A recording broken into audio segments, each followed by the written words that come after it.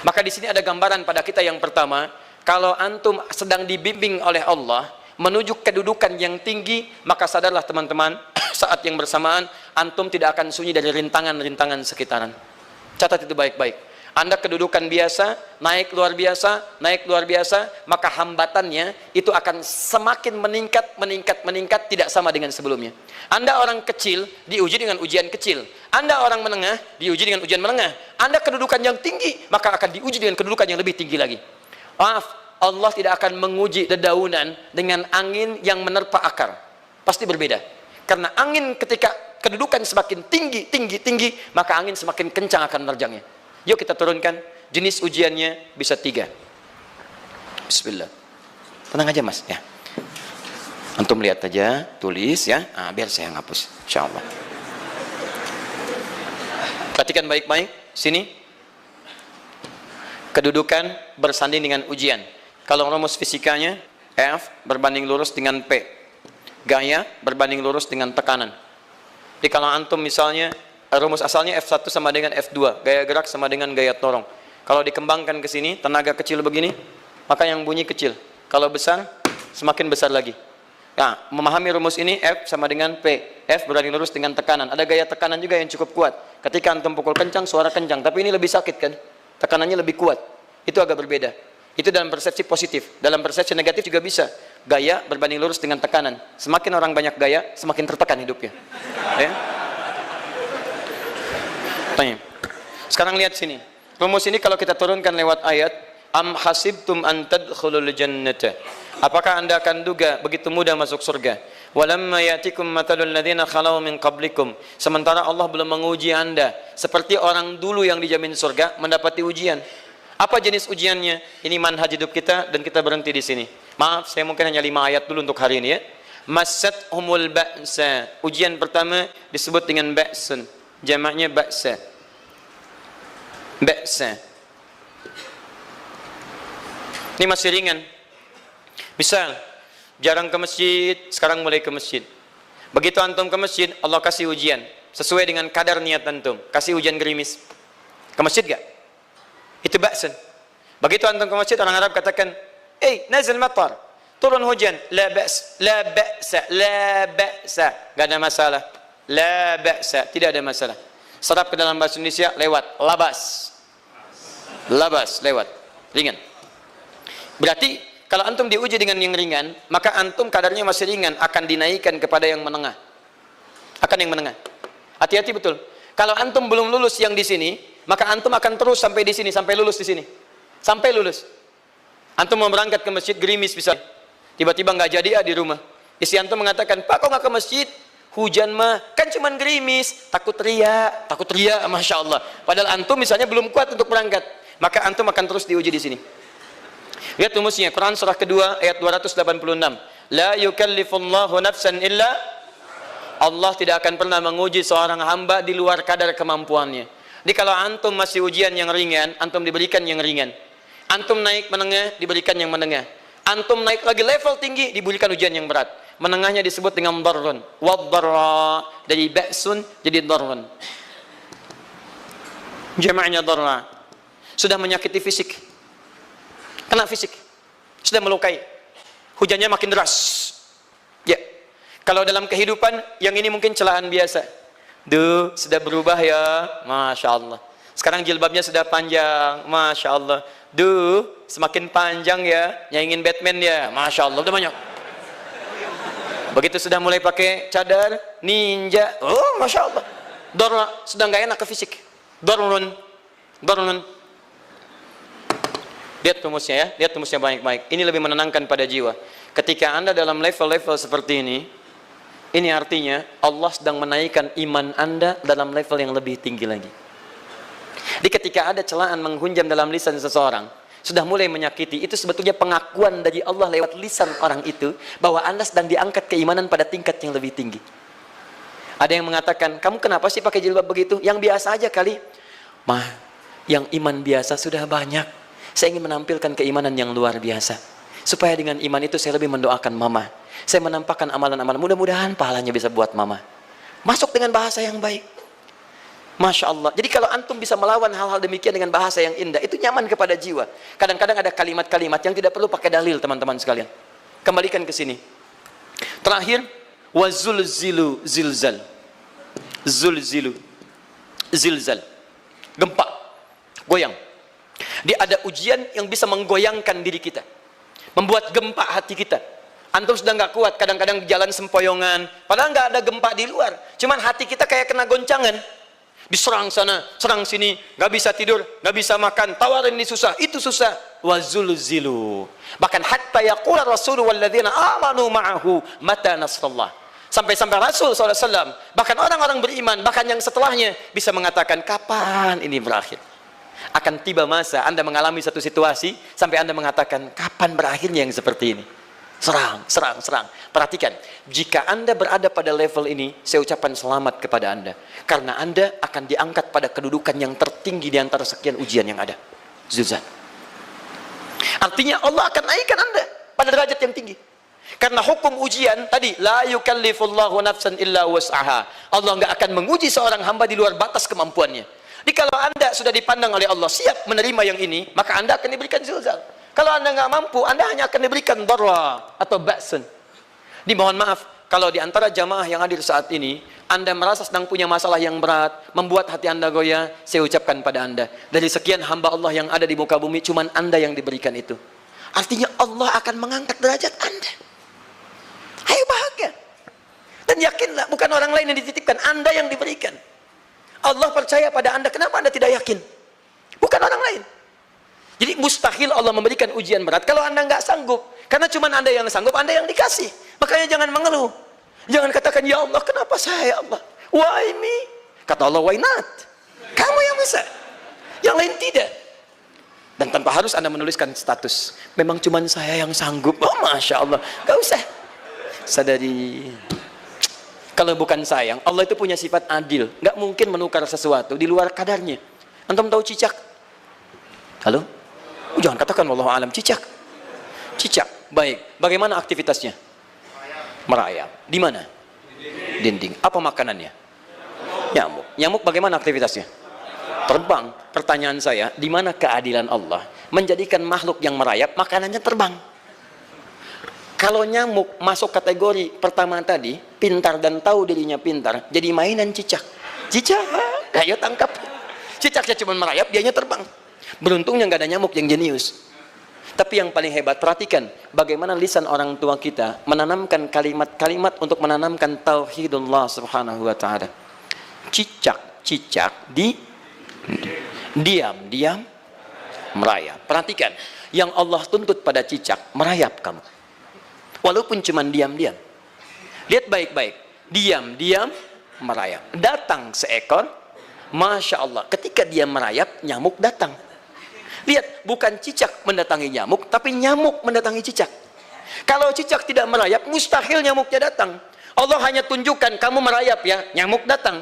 Sekalipun dia merayap, cuman diam-diam, nyamuknya datang. Jadi hukum Allah itu kalau dipatuhi, nikmat kehidupan. Cicak gak merayap, nyamuk gak datang. Cicak merayap, nyamuk datang. Datang seekor nyamuk. Setelah itu, silakan. Ya. Jadi kalau kita teman-teman ikuti hukum Allah, mau berat, alhamdulillah. Mau ringan, alhamdulillah. Ya mau sedang, alhamdulillah. Begitu diangkat, artinya ada pengakuan dari Allah, iman kita akan diangkat. Cuman, bahasa Nabi Ya'qub alaihissalam kepada Yusuf alaihissalam, mesti ada persiapan dalam mengatasi itu semua. Tidak cukup hanya mendiamkan saja. Maka kata Nabi Ya'qub, jangan kisahkan dulu. Bikin dulu pemetaan-pemetaan untuk mudah mengatasi itu semua. Ini poinnya. Anda harus punya rencana.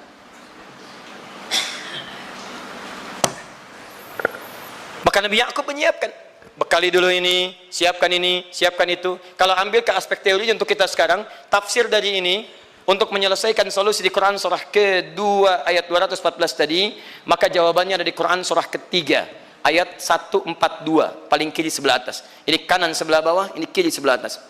Dan awal ayatnya dibuka dengan kalimat yang sama. Perhatikan, Al-Baqarah ayat 214 kalimatnya menggunakan am hasibtum an tadkhulul jannah. Ali Imran 142 am hasibtum an tadkhulul jannah. Yang Al-Baqarah itu ujiannya, walamma ya'tikum mathalul ladzina khalau min qablikum masathumul ba'sa wad-dharra waz-zulzilu. Yang Ali Imran itu solusinya. Am hasibtum an tadkhulul jannata wa lamma ya'lamillahu alladhina jahadu minkum wa ya'lamas sabirin. Saya tutup sampai sini dulu. Teman-teman perhatikan, walamma, sedangkan Allah ya'lamillahu alladhina jahadu minkum, belum melihat kesungguhan Anda untuk mengatasi berbagai persoalan kehidupan itu. Kalimat jahadu akar katanya dari kata al-juhdu. Serius. Sungguh-sungguh. Jadi kalau persoalan Anda ingin segera selesai, Anda mesti serius. Hei yang sedang kuliah, kalau mau cepat selesai kuliahnya, serius belajarnya. Pahami dengan baik.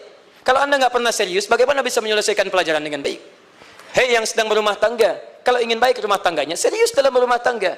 Keluarkan hukum-hukum Allah, terapkan dalam kehidupan rumah tangga. Anda akan mendapatkan manfaatnya. Hei yang sedang berbisnis, serius dengan pekerjaan. Karena hanya orang serius yang bisa menghasilkan kekayaan-kekayaan yang terbaik.